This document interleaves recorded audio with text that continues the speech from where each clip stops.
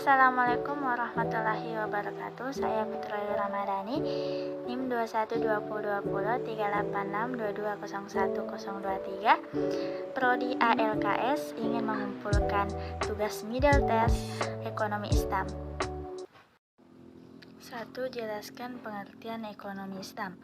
Ekonomi Islam merupakan ilmu yang mempelajari perilaku ekonomi manusia yang perilakunya diatur berdasarkan aturan agama Islam dan didasari dengan tauhid sebagaimana dirangkum dalam rukun iman dan rukun Islam, serta berlandaskan Al-Quran dan Al-Hadis. 2. Sebutkan dan jelaskan sumber dan landasan nilai dalam ekonomi Islam. Landasan ekonomi Islam. Yang pertama adalah tauhid keimanan. Tauhid merupakan fondasi fundamental. Tauhid itu membentuk 3 pokok filsafat ekonomi Islam, yaitu yang pertama dunia dengan segala isinya adalah yang dimiliki oleh Allah Subhanahu wa Ta'ala dan berjalan menurut kehendaknya. Yang kedua ada keadilan. Allah adalah sang pencipta seluruh yang ada di muka bumi ini. Keadilan merupakan salah satu sifatnya. Allah menganggap semua manusia itu di hadapannya dan memiliki potensi yang sama untuk berbuat baik karena menjadi pembeda baginya. Hanya tingkat ketakwaan setiap individunya. 2. Kenabian atau nubuwah.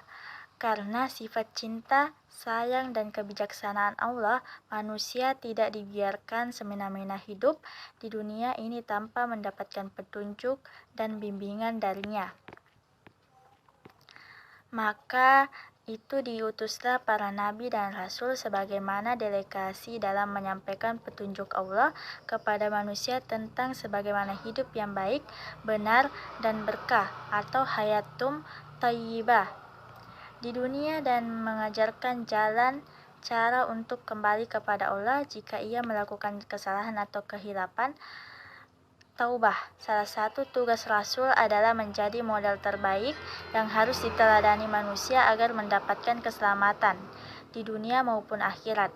Yang keempat ada khilafah atau pemerintahan. Khilafah merupakan representasi bahwa manusia adalah pemimpin di dunia ini dengan dianugerahi seperangkat potensi mental dan spiritual oleh Allah Subhanahu wa Ta'ala, serta disediakan kelengkapan sumber alama atau material yang dapat dimanfaatkan dalam rangka untuk keberlangsungan hidupnya. Yang kelima, hasil. Pada dasarnya manusia diciptakan di dunia ini untuk berjuang, dari belum bisa berjalan menjadi bisa berlari, dari belum bisa melafalkan kata-kata menjadi bisa berbicara, dan masih banyak contoh lainnya. Yang ketiga, jelaskan prinsip dasar dan tujuan ekonomi Islam. Yang pertama, pendayagunaan atau pengejawantahan konsep SIS dalam mengentaskan kemiskinan. Pada prinsip ini, umat Islam dianjurkan dengan sangat, bahkan pada kondisi tertentu, diwajibkan untuk membelanjakan harta-hartanya di jalan Allah secara optimal. Yang kedua, larangan riba. Amat jelas surat-surat dalam Al-Quran, terutama surat Al-Baqarah, tentang larangan melakukan riba bagi umat Islam. Yang ketiga, membagi resiko. Ekonomi Islam yang berjalan dalam asas kebersamaan dan keadilan itu tidak membolehkan salah satu pihak yang berkongsi menderita kerugian atau rugi sendirian. Oleh karena itu, menanggung resiko kerugian pada usaha bersama secara adil dan bijak mesti dilakukan agar tidak salah satu pihak merasa terzolimi. Yang keempat, dilarang terjadi eksploitasi. Kegiatan ekonomi dilarang menyebabkan terjadinya fenomena eksploitasi. Suatu kegiatan industri dan bisnis yang hanya mengeksploitasi kekayaan alam dan sumber daya manusia. Yang kelima, menjauhi usaha yang bersifat spekulatif. Jadi sudah tentu dilarang dan masuk dalam kategori usaha yang tinggi sifat spekulasinya. Sistem ekonomi kapitalis, berbagai bisnisnya banyak ditopang dan didukung dengan usaha model spekulatif ini. Adapun tujuan ekonomi Islam, tujuan utama dari sistem ekonomi syariah atau ekonomi Islam selaras dengan tujuan dari penerapan syariat hukum agama Islam, yaitu untuk mencapai tatanan yang baik serta terhormat sehingga menciptakan kebahagiaan dalam lingkungan dunia dan akhirat. Yang keempat, jelaskan konsep khilafah dalam ekonomi Islam. Khilafah adalah sebuah gerakan keagamaan yang dipahami sebagai konsep tentang kenegaraan yang didasarkan syariat Islam dan pemimpinnya disebut khalifah. Konsep tersebut mengendalikan seluruh dunia Islam disatukan ke dalam satu sistem kekhalifahan atau pemerintahan yang tunggal. Sebagai khalifah, manusia mendapat amanat untuk memakmurkan bumi. Ini berarti manusia diharapkan ikut campur tangan dalam proses-proses untuk mengubah dunia dari apa adanya menjadi apa yang seharusnya.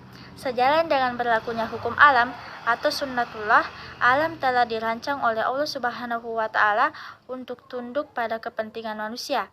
Dirancang dan dimaksudkan untuk memenuhi kesejahteraan manusia. Yang kelima,